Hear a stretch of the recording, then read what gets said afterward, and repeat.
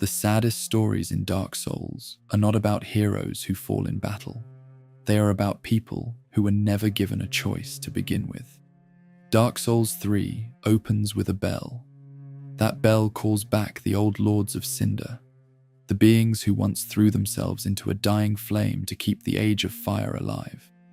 When those lords refuse to return to their thrones, unkindled warriors rise from their graves to drag them back. And sitting at the center of this whole terrible system, at the very top of a high tower filled with books and crumbling religious icons, is a young prince who was decided for before he ever existed. Prince Lothric was born sick. That is the first thing the game tells you about him, not through cutscenes or dramatic speeches, but through the quiet cruelty of item descriptions. His robes describe him as destined to be a lord of Cinder, while also making clear he came into the world frail and shriveled. That combination, a grand destiny attached to a body that could barely carry the weight of its own life, is the foundation his entire existence is built on. And it gets worse from there. The prayer cloth he wears is not something he put on as a child and kept wearing out of habit. It is, according to what the game tells us, all he has ever worn. Those swaddling clothes were made from aged cloth used in ancient prayer. From the moment he arrived in the world, he was wrapped like a sacred object being prepared for use. There is a difference, and Dark Souls 3 understands that difference completely. The Lothric bloodline had been trying for a very long time to produce the right kind of heir. The game describes this obsession plainly. The family wanted someone worthy, someone whose soul was powerful enough to link the fire and extend the Age of Fire for another cycle. When that goal kept slipping out of reach, they resorted to means the game deliberately refuses to describe in full. The word it uses is unspeakable, and the result of all those unspeakable efforts was Lothric, physically ruined, wrapped in prayer cloth, carried through life on the arms of a brother who refused to let him fall. Think about what that means as an upbringing. You do not grow up wondering what you want to be. You do not spend your childhood learning swordplay with other young nobles, or wandering the castle without purpose. You are the end result of a dynasty's long, desperate project, and everyone around you already knows what your life is supposed to cost. The church knows it. The court has known it since before you could speak. Even your sword knows, in the only way a sword can know something, which is that the woman who blessed it wrote into that blessing, the quiet acknowledgement that you were meant to wield it, but some things will remain distant dreams forever. That sword description is one of the most heartbreaking lines in the entire series. Emma blesses the weapon with full knowledge of what Lothric is supposed to do, and full awareness that the boy she helped raise may never do it. It does not read like a weapon description. It reads like a eulogy that got written too early, sitting in a cabinet waiting for an occasion it hopes will never come. Emma, the high priestess who raises Lothric, shapes everything around him into religious obligation. When she speaks of him to the player, she frames his return to the flame in the language of sacred duty. The lords of Cinder must rise. They must be delivered to their transitory thrones. Prince Lothric is in your hands. Those last 4 words carry the whole story inside them. He is not a person in that framing. He is something to be delivered, something the world needs, placed in the correct location, so the machinery can keep running for another age. The larger context the game provides makes this worse to sit with. The path to linking the fire is described, in the text tied directly to Lothric, as a cursed one. That is not commentary from an outside observer. That is the game's own mythology acknowledging what the cycle requires and what it does to the people pulled into it. Lothric, somewhere in all of that, figured it out. He and his brother Lorien made a choice. Instead of walking to the kiln, instead of throwing themselves into the flame the way Gwyn had done ages before, the 2 princes sat down together and waited for the fire to fade on its own. The item description for their shared soul describes it plainly. They rejected their duty to become lords of Cinder.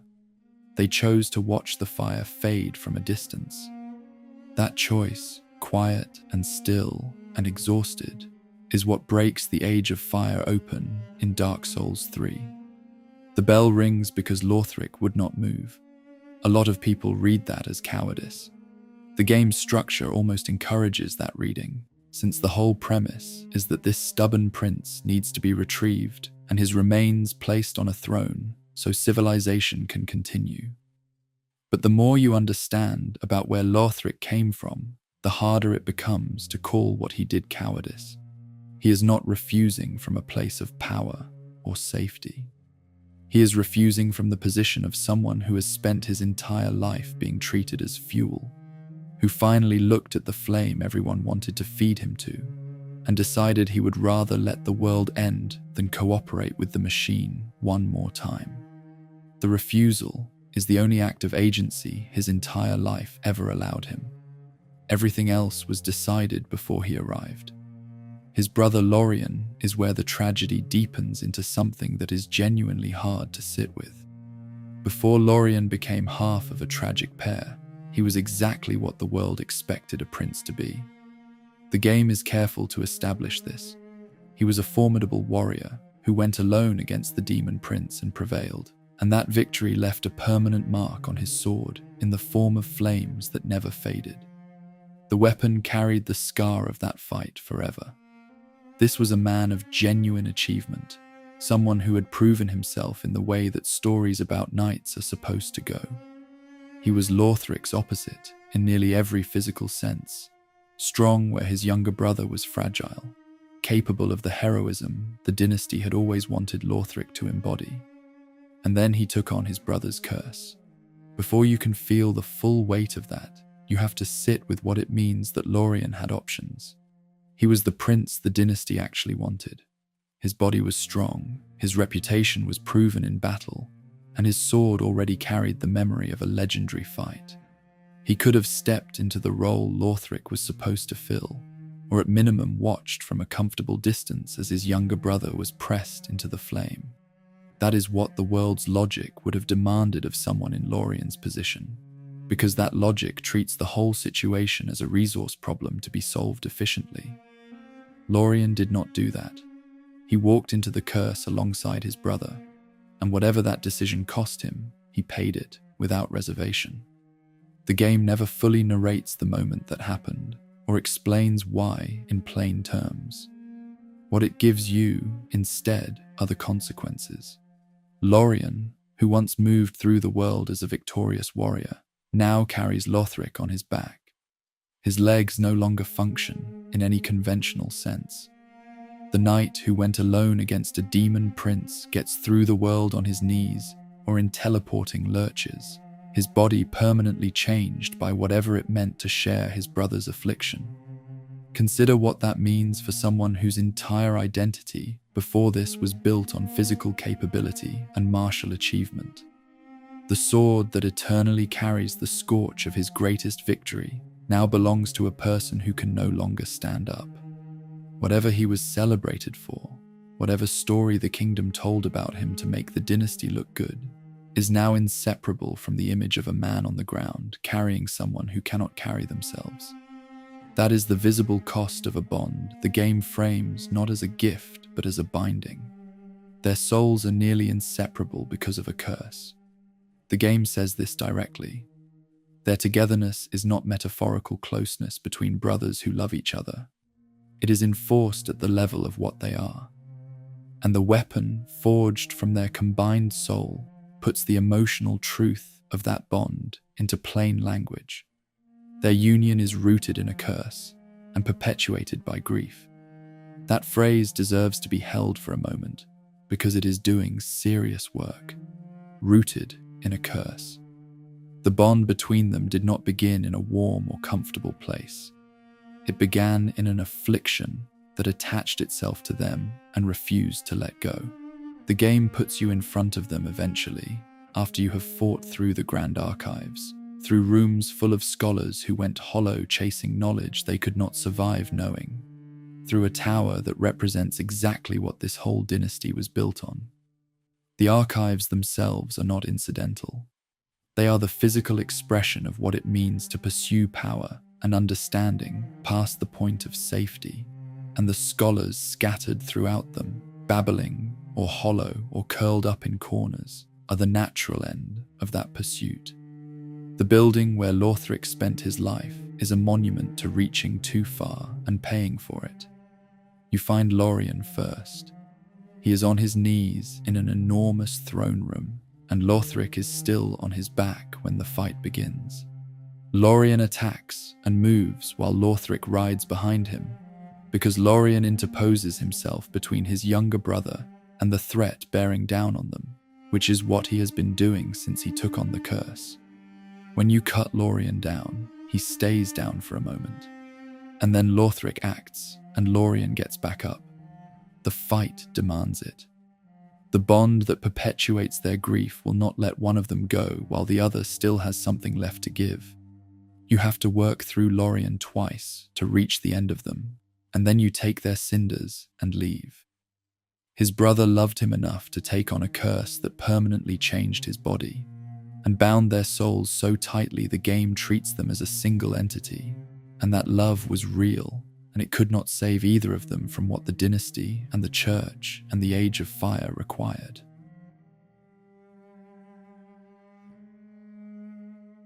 Every other story in this series is about what the world does to someone. Vendrick's story is about what a man does to himself, one reasonable decision at a time, until the reasonable decisions have destroyed everything. Vendrick was the king of Drangleic, and by most measures available to him at the start of his reign, he was exceptional. He had built a kingdom. He had a court, an army, a dynasty. He possessed a soul powerful enough to make him one of the strongest rulers in the known world, and he was using that soul to hold back the undead curse that had been plaguing humanity since Gwyn branded them with the dark sign. This was not a passive resistance.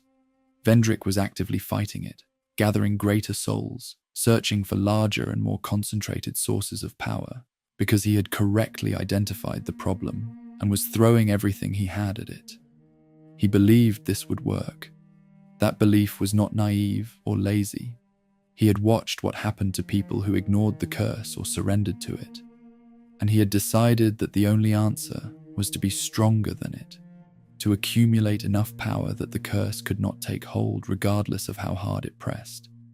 This was the theory of a man who trusted in direct confrontation with problems, who had built a kingdom through exactly that approach and seen it produce results. Solve bigger problems by becoming bigger than them. Find the source of weakness and replace it with strength. Vendrick applied that framework to the undead curse with everything he had, which turned out to be considerable. The King's Ring describes his life in terms that feel like a summary delivered by someone who already knows how it ends. A powerful soul is like a curse, it says, and Vendrick used a powerful soul to keep the curse at bay, sought greater souls, made the giant's strength his own, and even still the curse overcame him. That last clause lands like a door closing. It does not matter how much power he gathered. It does not matter how many sources he found and absorbed. The curse overcame him anyway, because the King's Ring already knows what Vendrick was still trying to figure out during the years it took him to reach that conclusion. The irony sealed inside that item description is the whole architecture of his story. He was not passive. He was not surrendering. He was the most aggressive possible version of someone fighting the undead curse, constantly reaching for larger and more concentrated power because his theory demanded it. And the theory was wrong in a way that made the fighting make things worse. Every step he took in the direction of more strength was a step deeper into the thing that was going to consume him. But before that understanding arrived, Nashandra did. She came to Drangleic as a beautiful woman with a warning. Across the sea, she told Vendrick, there was a threat. There were giants, and they needed to be dealt with before they brought their strength to bear on his kingdom. She was persuasive, and she was present, and she became his queen. The relationship between them was real, in the sense that Vendrick genuinely cared about her. She was his dear Chandra, the woman he referred to with the kind of closeness that implies years of trust and shared purpose. He built his most important decisions around what she told him. She was not a queen who was secretly ambitious. She was metaphysically shaped by want. Whatever she looked like on the outside, whatever warmth or beauty or counsel she offered, the inside of her was the hunger of the abyss dressed in a person's shape, and she had found exactly the right vessel in Vendrick, a king powerful enough to get her close to what she actually wanted. Vendrick crossed the sea and went to war with the giants because she told him to. He pillaged their lands and stole something from them, a prize the game declines to name precisely, but describes as a source of power significant enough to change what Drangleic could build. He brought it back and used it to create golems, enormous constructed figures that served as laborers and soldiers, and those golems built Drangleic Castle itself. The castle that stood as the symbol of his reign, the physical proof of his power, and the seat of his dynasty, was erected on the foundation of something he had taken from someone else by force. He understood this and did it anyway, because Nashandra had told him the giants were a threat that needed to be dealt with before they brought that threat to his shores. He was acting like a king who takes a problem seriously and moves against it early. That logic is not hard to follow. It is also the logic that guaranteed his ruin. The giants did not forget. They could not be expected to forget. Their king came back across that sea to reclaim what had been stolen, and the invasion that followed was not quick or surgical. It lasted long enough to be considered generational. The giants besieged Drangleic and ravaged it for long enough that settlements were emptied. The land was reduced to rubble in many places, and the damage was still visible across the kingdom's geography by the time the player arrives. The war that Nashandra had pointed Vendrick toward as a solution became a catastrophe that outlasted any reasonable expectation of consequences. He had gone looking for strength across the sea, and the strength he took from someone else came back wearing the shape of an army that refused to stop until it had made Drangleic pay the same kind of damage he had brought to them. Vendrick fought the giants. He endured the invasion. He kept gathering souls and kept trying to hold the curse at bay through the sheer accumulated weight of power he carried. But somewhere in the middle of all of that, as the kingdom he had built absorbed blow after blow from an enemy he had created by listening to his queen, something shifted in his understanding. He figured out what Nashandra was. The game does not show you this moment as a scene. It gives you Vendrick's voice in a memory, a fragment of his thoughts preserved for the player to find. And what that memory contains is a man who has arrived at the truth and is not being gentle with himself about what it means. With fire, they say, a true king can harness the curse. And Vendrick calls that a lie, then adds that he knew no better at the time. He calls the foundational belief of his reign a lie and admits he had not known enough to see through it. That is a significant thing for someone of his stature to say. Kings in stories tend to be wrong in ways that protect their dignity. Vendrick was wrong in ways that made him explicitly assess himself as unfit for his own title. "I am no king," he says in that same memory. "I am more fit to be a jester." I was unaware of my own blindness. The phrase he uses next is the one that completes the picture of his understanding. We are feeble vessels with feebler souls. He is no longer speaking only about himself. The we is doing something important. He had built his entire philosophy around the idea that a sufficiently powerful soul could serve as protection against the curse, that the answer was always more strength, greater souls, broader accumulation of force. And the conclusion his life had brought him to was that souls, at whatever scale of power, are feeble. The vessels that carry them are feeble. The premise was wrong before he ever began, and there was no amount of giant strength or conquest or power gathering that could have made it right. The thing he named Chandra, the woman he called his dear one, is described in that same memory as a feeble, tiny thing that thirsted for power more than any other. He uses the word feeble for her in the same breath he uses it for himself and for all of humanity. There is a bitterness in that phrasing. The fragment of the abyss that destroyed his kingdom is feeble too, just feeble in a way that was hungrier than everything around it.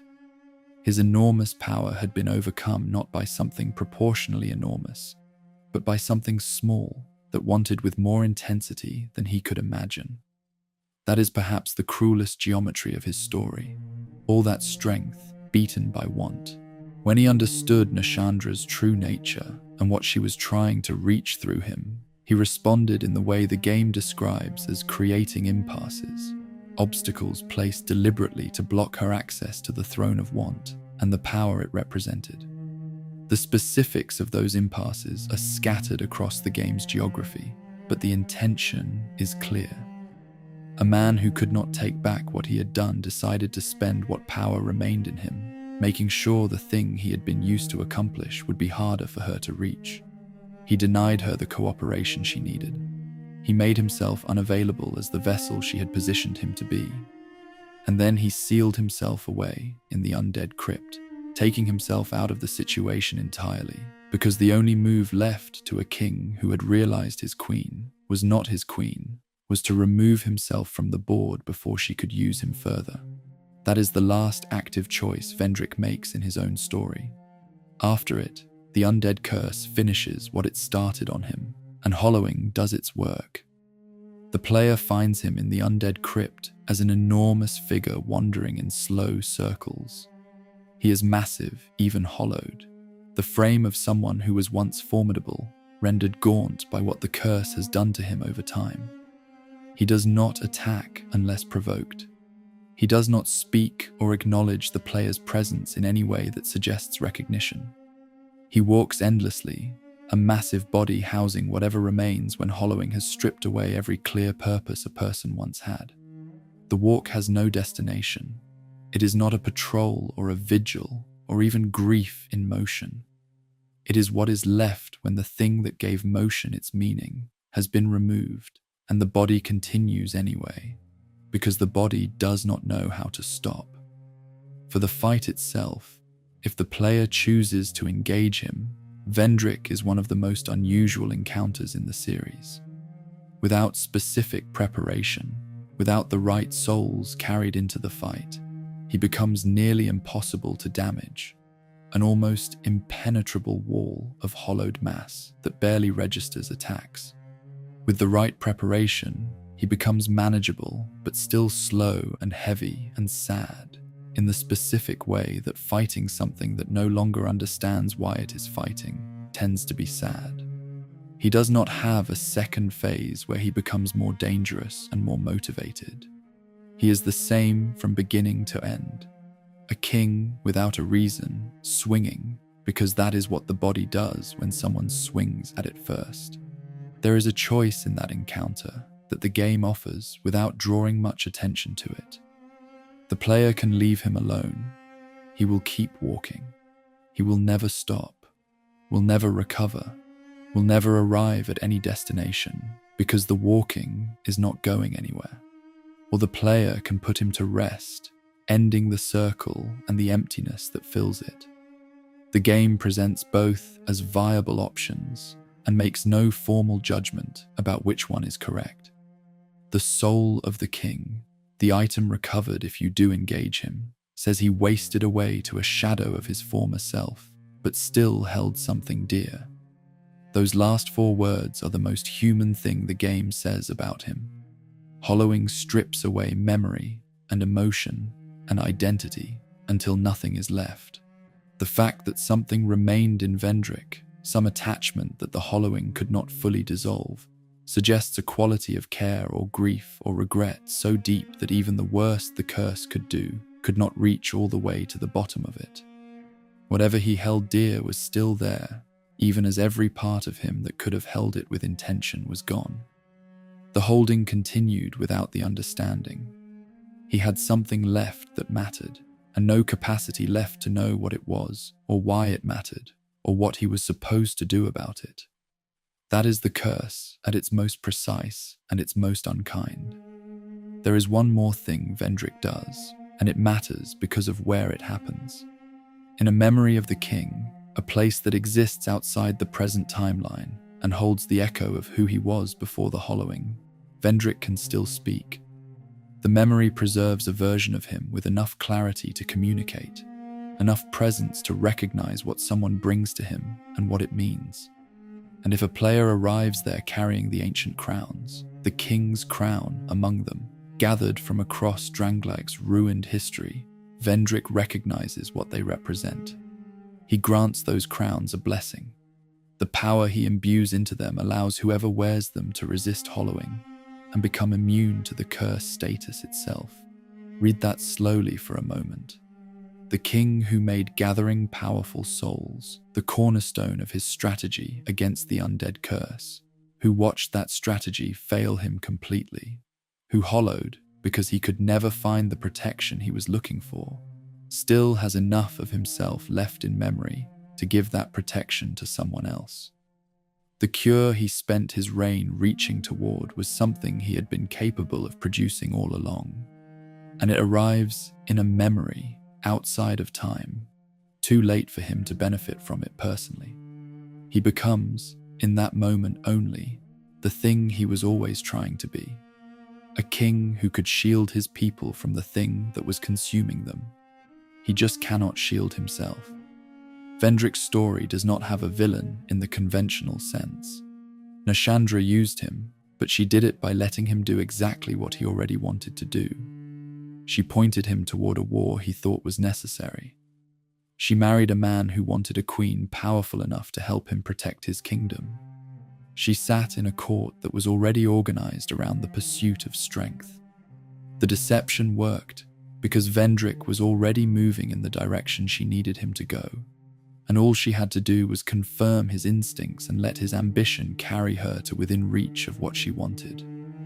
After Vendrick sealed himself away and hollowed, Nashandra eventually moved to claim what she had come for on her own terms. She became the final boss of Dark Souls 2, and the player encounters her seeking to access the Throne of Want through the same chosen undead she had been manipulating throughout the game. The throne that Vendrick had spent his reign trying to keep out of her reach was almost within her grasp. Everything she had done, from appearing at Vendrick's court to prompting the war with the giants to decades of positioning herself within the seat of Dranglag's power, had been preparation for that moment. The king she had used to get there was wandering in circles in the dark by then, holding something dear that he could no longer name. He is not even the victim of a lie he should have seen through more easily. A queen who is literally shaped by want, who is a fragment of the most powerful expression of the abyss that the Dark Souls universe has ever produced. Deceiving a human king is not a fair contest. The outcome was not a failure of Vendrick's intelligence or character. It was a failure of proportion. He was fighting something that had been hunger before he was born, and would be hunger long after his kingdom was rubble. What the game gives you for the end of his story is a circle, and the circle is empty. The great king who thought souls could solve the problem of the undead curse wanders without purpose in the dark, holding something dear without being able to identify what it is or why it matters, while somewhere in his memory, a version of him still capable of wisdom waits for someone to bring him the crowns that let him, briefly, be the protector he always intended to be. The world does not punish Vendrick by ending him quickly. It lets him live long enough to understand what he did, and then it takes the understanding away and leaves the living.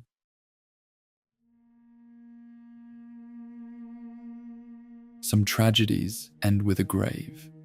The Artoria's tragedy ends with a legend built on top of one, and everything underneath it is a lie.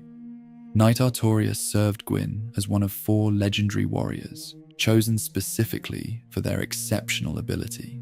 These were not ordinary soldiers elevated through rank and time. They were picked because each one had a quality so rare that Gwyn decided the kingdom needed it protected at the closest possible level. Dragonslayer Ornstein was there, and Hawkeye Goff, and Lord's Blade Kieran, and among them was Artorias the Abyss Walker, the one described in his own armor text as possessing a tattered azure blue cape that was once a symbol of pride and glory. The word once is doing a lot of work in that description, because it already contains the ending before the story even begins. What separated Artorias from the other three was the nature of what he could withstand.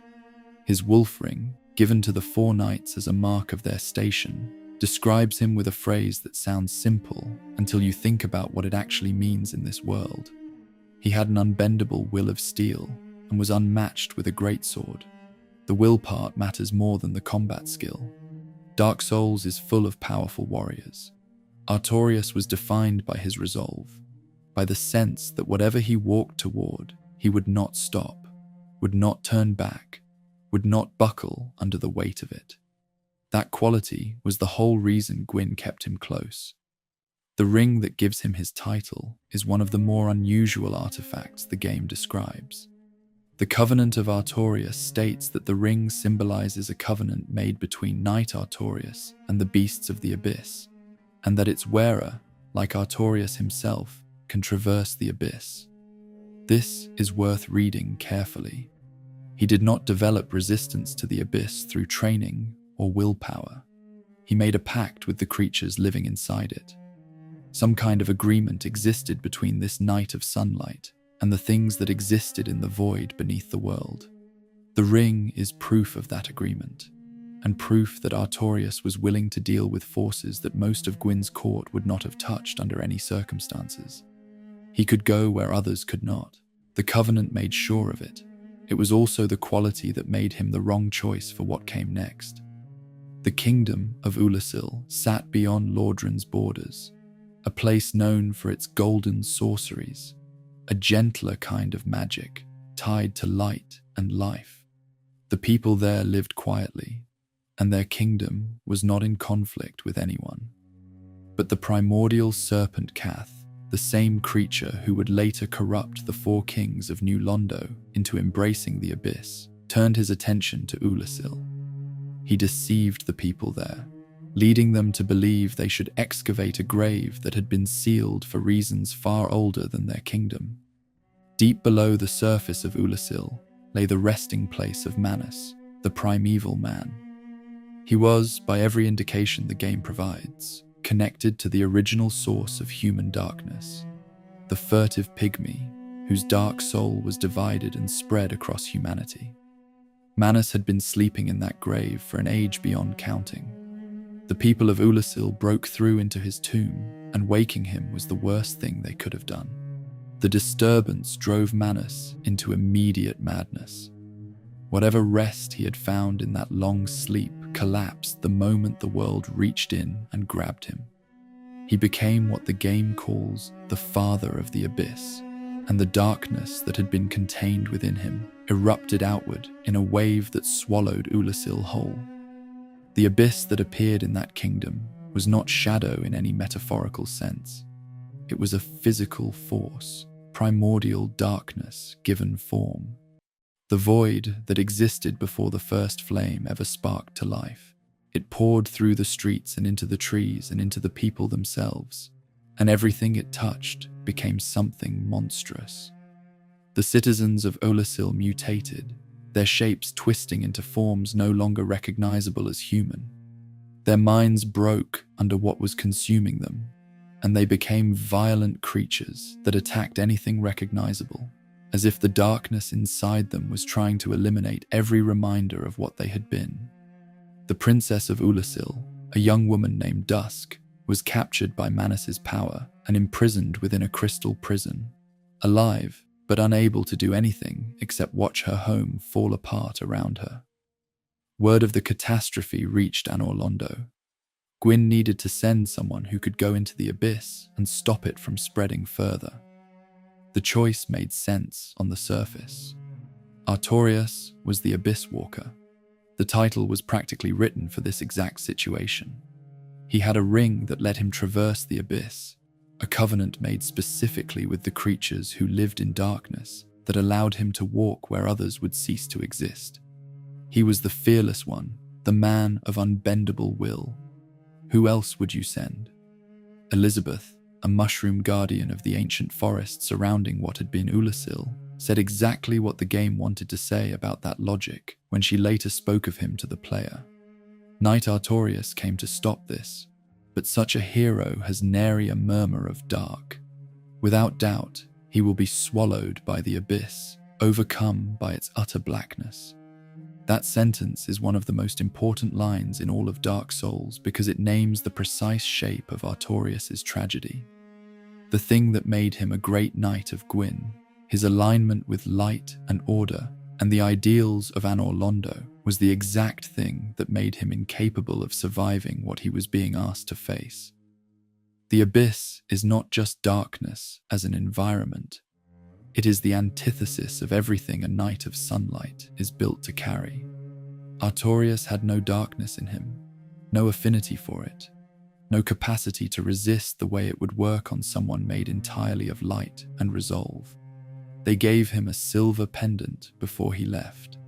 It was an ancient treasure from Anor Londo, provided specifically for facing the abyss, and it could deflect the dark in its magical forms. This is worth noting, not because the pendant saved him, but because it makes clear everyone already understood this was an exceptionally dangerous assignment. They equipped him with tools designed to resist the specific threat he was walking toward. Those tools were not enough. Artorias arrived in Ulasil with his companion Sif at his side.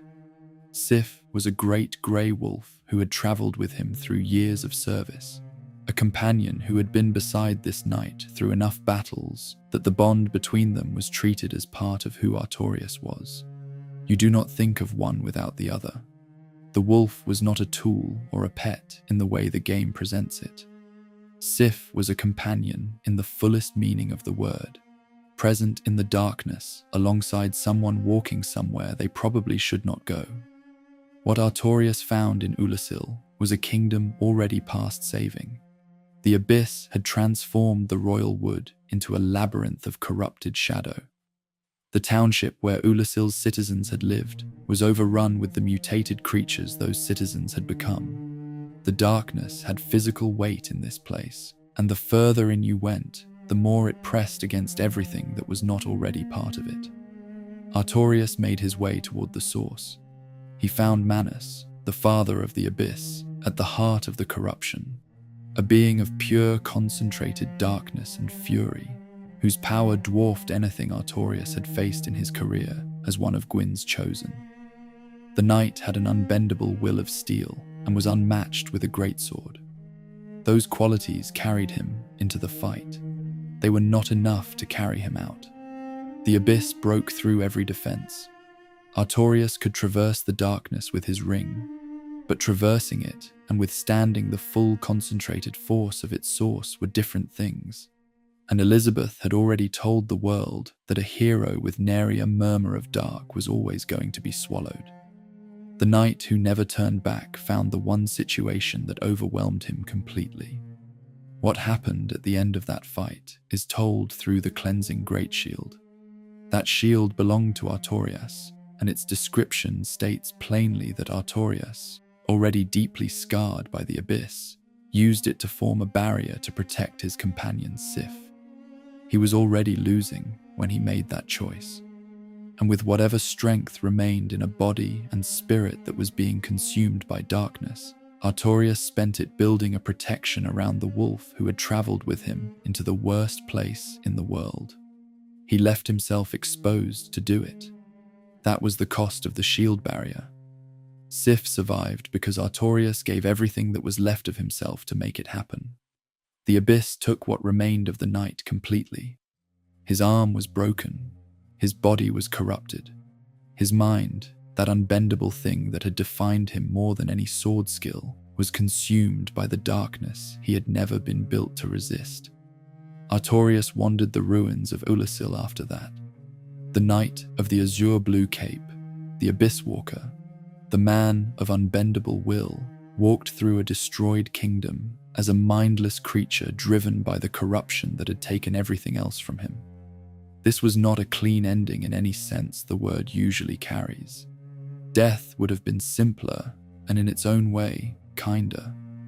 What happened to Artorias was that everything that made him who he was got stripped away one layer at a time, and what the abyss left behind still had his shape and his sword and his movements, but none of the person those things had belonged to. The armor he wore carried the evidence of this into the future. If you look at what the text describes, it says the death of the armor's owner can be surmised from the corrosive dark of the abyss and the tattered state of the azure blue cape that was once a symbol of pride and glory. Armor tells the story of who wore it and what happened to them. Artorias' armor does not tell a story of a great battle or a heroic last stand. It tells a story of corrosion, of something that works slowly and thoroughly and leaves what it touches changed in ways that cannot be undone. The cape that represented his pride and his identity among the four knights ended tattered. That is the physical record of the abyss's work on someone who walked into it without the tools to survive it. Ulasil appeared to be completely lost. Its knight was consumed. Its princess was imprisoned. Its people were gone. The disaster sat there in the past with no resolution visible from the outside, and history eventually recorded it in the only terms that made the story bearable. This is where time becomes part of the tragedy. Manus was not an ordinary force.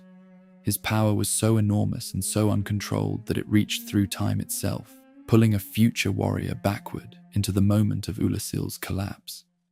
That future warrior was the chosen undead from the main story of Dark Souls 1, transported to this past event without warning or context, arriving in a kingdom in the middle of its ending. What they found was Artorias already gone, corrupted and wandering, and Manus still at the heart of the abyss.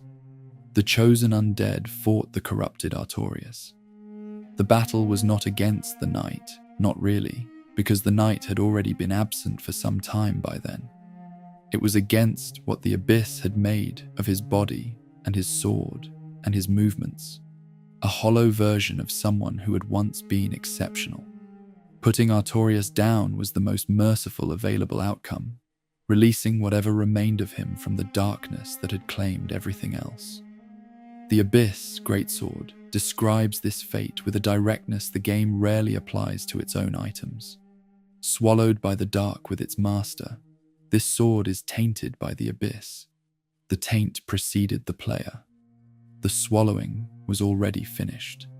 The chosen undead then fought Manus, the father of the abyss, and succeeded where Artorias had failed. They freed Princess Dusk from her crystal prison. The corruption in Ulasil began to lift, at least for the moment, because the source of it had been defeated. When Dusk was freed and found herself looking at her rescuer, she made a mistake that the game treats as completely understandable. She believed she was looking at Artorias. The chosen undead had come to this place and done what the legend said Artorias did, and the person who most needed a hero in that moment saw the hero she expected. The chosen undead returned to their own time without correcting her. History closed around that misunderstanding and kept it sealed for ages. Artorias the Abyss Walker became a celebrated name across Lordran. Stories were told about his courage and what he had done to stop the darkness from consuming everything. His grave was built in Darkroot Garden, the forest that had once bordered Ulasil's territory, and it became a place of genuine reverence. Travelers told each other the story of the knight who walked into the abyss and stopped it from spreading, who sacrificed himself in the process, whose loyalty to his duty and to the people he protected was so complete that it cost him everything. Every part of that story is true in the broadest sense and false in the specific ways that matter most. The soul of Artorias is the item that says what actually happened, and it says it plainly. The legend that Artorias repelled the abyss only told half of the story. It seems that he was defeated and his honor preserved by some unsung hero who is the true victor over the abyss. The legend kept the half that made the story inspiring and quietly discarded the half that was real. Artorias did not repel the abyss. He was consumed by it. The hero who actually put an end to Manus went unrecorded, their contribution absorbed into someone else's name, someone else's statue, someone else's legend. This is a specific kind of cruelty that Dark Souls understands better than most stories do. Artorias does not get the dignity of a recorded failure. His failure is converted into someone else's success, and his name becomes the vessel for a victory that was not his. He is remembered as a hero, not because the world decided to honor him falsely, but because the world needed a hero in that story, and he was the shape available to fill the role. The unnamed true victor did not fit the legend the way Artorias did, so history reached for the familiar name and used it. Great Grey Wolf Sif is the part of this story that does not end when the legend gets written. The wolf survived because of that shield barrier, and Sif's response to surviving was to go to the grave in Darkroot Garden and stay there. For whatever time passed between Artorias' fall and the events of the main game, Sif guarded the resting place of the knight who had spent his last reserves of strength, making sure the wolf would outlive him. The loyalty that Artorias had shown in that final moment was answered with a loyalty that extended beyond any practical purpose. Sif was not protecting something that still needed protecting. The knight was gone. The danger from the abyss was contained. There was nothing left to guard except the memory of someone who had once been there. Lord's Blade, Kieran appeared after the player defeated Artorias in the past, and her words at that small grave in Darkroot are the human edge of the whole story. She said that the soul recovered from the fight was the soul of a man who fell on that spot, that he was a dear friend, that she wished to pay proper respect with that soul. Whether the relationship was romantic or the deep bond of people who served together for a long time in dangerous places, the emotional weight is clear and specific. She was not there to honor the Abyss Walker of Lordran's stories. She was not visiting a monument to a name. She was mourning a man she knew, and the soul recovered from what the Abyss had made of him was the closest thing left to what he had been. She wanted it back because it was the last piece of someone she had cared about. The ceremony she performed at that grave was the only honest mourning the story of Artorias ever received, because everyone else was mourning a legend that had been built on a misunderstanding. The unbendable will did not bend. That is perhaps the final cruelty of Artorias' story. He did not turn away from the abyss. He walked into it without flinching, exactly as his reputation said he would, and the abyss did not care about his reputation. His greatest virtue, the stubbornness that made him legendary, walked him straight into the thing it could not survive. He spent his last moment of agency on Sif, and the wolf survived because of it. The legend got written around that sacrifice, and the truth went into a single item description that most players would never read carefully enough to understand. And in Darkroot Garden, a grey wolf watched over a grave until someone came looking for a ring that the knight had once used to walk in darkness. And the wolf could not let that go without a fight. Artorias, the Abyss Walker, repelled the abyss. That is what the story says. The other half, the half the legend did not tell, is the story of someone who had everything it took to walk into darkness and nothing it took to come back out.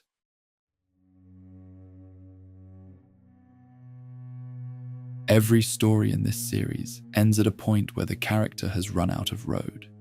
But Radagon's story ends at a point where the road and the person walking it are revealed to have been the same thing all along, and neither of them ever went anywhere at all. Radagon came to the lands between at the head of a golden host, a champion fighting under the banner of the Erd Tree in the first of the Liurnian Wars. The inscriptions carved into stone monuments near the battlefields of those conflicts still carry the language used to describe him at the peak of his early glory. Radagon's glory burns red as his hair, reads the First Liurnian War inscription near Belem Church. That phrasing places his hair front and center in how history chose to remember him. It was not incidental detail. The red hair was visible from a distance, was the thing people saw when they saw Radagon coming, was the feature that became inseparable from his identity as a warrior. His image was that of someone whose appearance matched the ferocity of what he did on the battlefield, as red as fire and as present as a force of nature. He won the First Liurnian War. The golden host he led proved the stronger force, and the Erdtree's power extended as a result.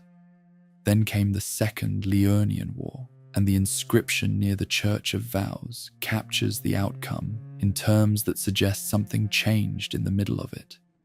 No victory for the golden, nor for the moon. No prize, but atonement. The birth of a vow. That language is doing something unusual for a war inscription. It is not celebrating. It is not claiming a winner. It is describing the end of a conflict in terms of regret and promise, which is a way of saying that the person standing at the end of it came away from the fighting with something heavier than a victory. He came away with the understanding that he had done something that required atonement. Miriel, the turtle pope who serves as the Church of Vows keeper of memory, fills in what the inscriptions leave out. Radagon met Renala of the full moon on that battlefield. She was the head of the Academy of Raya Lucaria, a sorcerer whose power was tied to the moon, and she was fighting on the other side of the war he was winning. At some point in the second conflict, Radagon repented his territorial transgressions and chose a different path. He cleansed himself with celestial dew, went through the ritual of absolution that the Church of Vows exists to provide, and swore his love to Renala. The war ended not through conquest, but through a vow between its two most powerful figures. The Order of the Erdtree and the fate of the moon were joined together, and the wounds of the fighting were officially set aside. The Church of Vows holds sorcery and incantation together in a single space, and that is not accidental. It was built to celebrate exactly this union between two practitioners who should have been opposed. The building is a monument to what Radagon's marriage represented at its best. Two kinds of power, two different relationships with the world, brought into peace through the commitment of two people to something larger than either of them individually. Radagon was not a passive participant in this. He went to Renala after a battle he had been winning and chose to stop. He performed the ritual of repentance. He took the vow. He studied sorcery alongside her during the years of their marriage, learning the magic that had defined her world, becoming fluent in something that was not native to him because she was the person he had chosen, and her knowledge was part of who she was. A talisman that describes this period of his life puts it, as the husband of Renala, the red-haired Radagon studied sorcery, and as the husband of Queen Marika, he studied incantations. But before that understanding settled over everything, there were years in the academy with Renala, and those years produced something real. They had children together, 3 of them, Radahn and Rykard and Rani, demigods born of the union between the Erdtree's champion and the moon's sovereign. These were not minor figures. Radahn became one of the most celebrated warriors in all of the lands between, famous enough that festivals were held in his name long after the shattering changed everything. Rani went her own way entirely, eventually abandoning her flesh and pursuing a fate outside the Golden Order altogether. Rykard took a darker road. The children of this marriage were powerful and consequential and complicated, as you would expect from 2 sovereign figures joining their lineages. The academy thrived under that peace, and whatever Radagon had built in Liurnia seemed to be working, seemed to be the thing that his repentance had been reaching toward. Then Godfrey, the first Elden Lord and Marika's first husband, was stripped of his grace and driven from the lands between. The position he had held became vacant, and Radagon left Renala. The game describes what this did to her with an unusual directness. Her heart was broken when Lord Radagon left her. In the end, Lady Renala was left alone, cradling the amber egg Lord Radagon had given her when he went. The game adds a line that reads less like law and more like a law being spoken aloud. Severing a vow, strongest of bonds, has consequences ever more dire. That language about severity is not hyperbole. The vow that had ended a war, that the Church of Vows had been built to commemorate, that had joined two opposing schools of thought and two sovereign powers into a single alliance, was severed by the person who had initiated it. Radagon had come to Renala through repentance, sworn his love through the mechanism of absolution, and then walked away when something else called. What he left behind was a woman who reorganized her entire existence around his memory. Renala retreated to the Raya Lucaria Grand Library, where her students had once adored her. They eventually turned on her, her authority collapsing without Radagon's presence to anchor it. She sat among the rubble of her own standing and spent her years cradling the amber egg he had given her, using it to attempt a ritual the game calls forbidden, trying to use it to give birth to something new, to replicate what she had lost by replacing it. The amber egg contains a great rune. It is powerful and ancient and significant in the cosmological terms that matter to the world. But Renala did not care about any of that. She cared about what it represented. It was the last piece of him she had, and she treated it accordingly. Radagon took something else when he left Renala.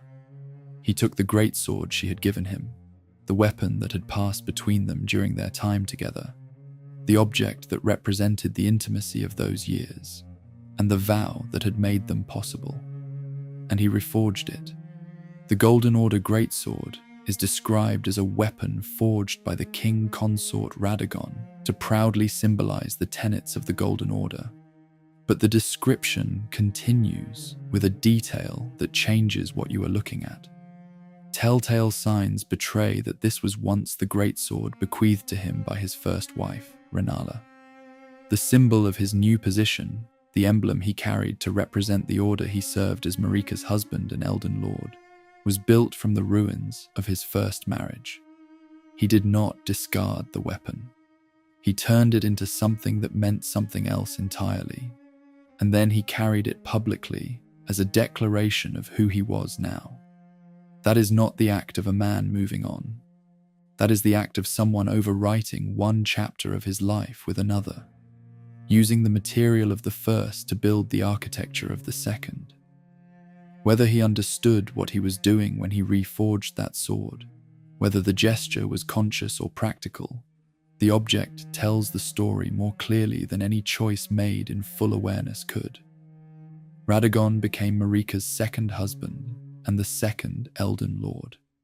He continued studying, continued reaching, learned incantations the way he had learned sorcery, added more knowledge and more power and more fluency in the world's fundamental forces to the accumulation he had been building since the Liurnian Wars. Then came the detail that sits at the center of his entire existence, a detail that changes the meaning of everything that came before and after it. Miriel speaks of a sculptor who was called to render Radagon's likeness in a giant statue and says that the statue is believed to harbor his secret. A spell called the Law of Regression, described as a magic that reveals mimicry in all its forms and defines regression as the pull by which all things yearn eternally to converge, unlocks the answer. Cast it in front of that statue, and the inscription changes to reveal a message that is brief and entirely complete. The statue says that Radagon is Marika. The exact nature of this is something the game leaves with deliberate ambiguity, but the basic shape of it is clear enough to understand what it means for his story. Radagon and Marika are not a married couple. They are two expressions of a single being, or a single being that split into two, or two wills that have been sharing one existence. The person who swore a vow to Renala and the god who drove Godfrey out of the lands between are somehow the same. The red-haired champion and the golden queen are aspects of something that was never fully separate to begin with. The children Radagon had with Marika were born of a single god, and that paradox left its mark on them.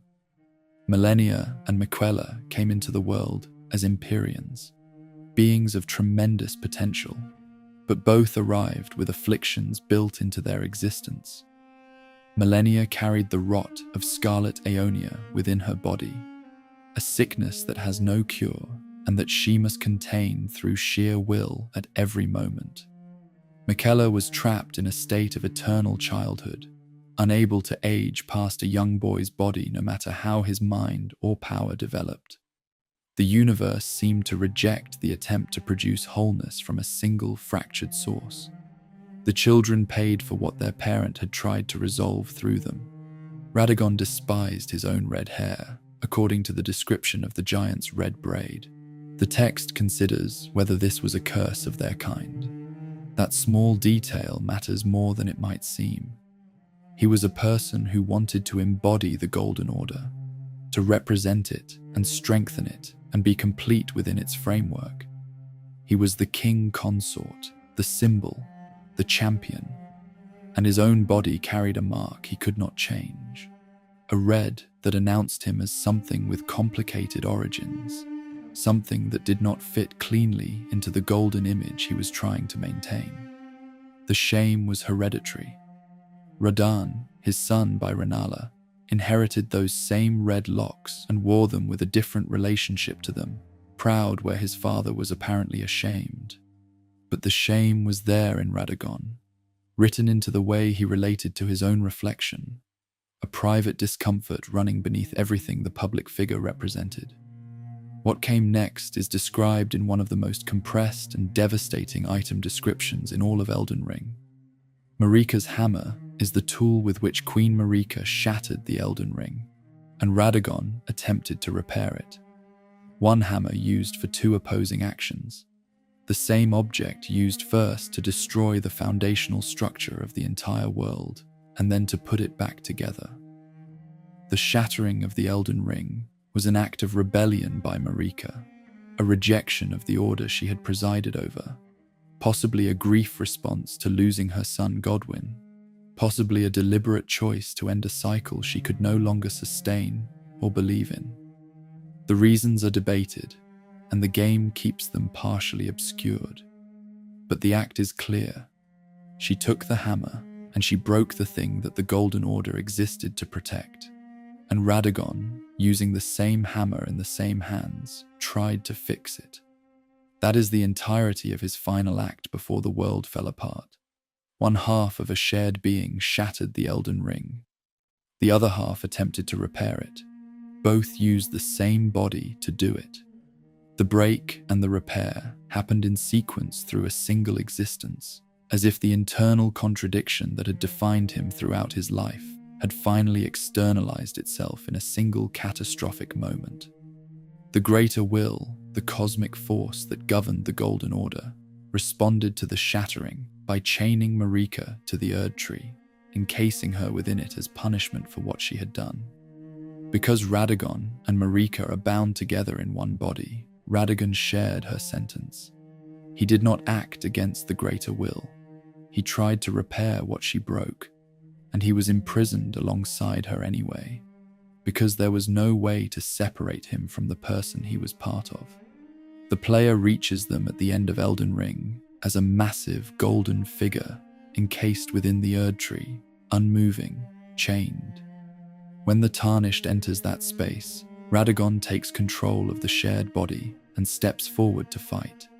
He swings Marika's hammer with a skill the game specifically names as the heroic Radagon's signature attack. The weapon is cracked from when it was used to shatter the Elden Ring. He wields a broken tool to defend an order that has already collapsed, in a body that belongs to someone else at least as much as it belongs to him. for reasons that have everything to do with the compulsion to maintain something he could never fully save. The fight asks you to destroy both of them together. There is no version where you separate them and address each one individually, where you could reach Radagon and spare Marika, or the reverse. They are a single encounter because they are, in the terms the game has established, a single being. You do not fight the one who broke the world and then deal separately with the one who tried to repair it. You fight both at once, and both come apart at once. The union that the game spent its entire runtime building toward as its central mystery resolves in the same space where it ends. The law of regression reveals that he and Marika were the same, and that same law describes regression as a yearning toward convergence. The aspiration to converge never becomes convergence. The pull toward the original never produces a rival. All things yearn eternally to converge, and the word eternally is there specifically to explain why it never resolves. The aspiration is the condition. The reaching is the whole of the story. He tried to repair a shattered cosmic order with a cracked hammer in a body he shared with the person who had shattered it. And when the greater will came to punish what had been done, it imprisoned him alongside someone he might have been the same as all along, because from where that power stood, there was no difference between the one who broke it and the one who tried to fix it. They were the same. They had always been the same. The hammer is cracked. The Elden Ring is shattered. The golden champion of the Liurnian Wars stands chained inside a tree, swinging a broken weapon to protect an order that the other half of him helped destroy. The Church of Vows still stands in Liurnia, still holds sorcery and incantation in one sanctuary, still commemorates a marriage that ended without resolution. And Renala still sits in the Grand Library, still cradling an amber egg, still reaching through a forbidden ritual towards something she lost when Radagon left. All things yearn eternally to converge. None of them ever do.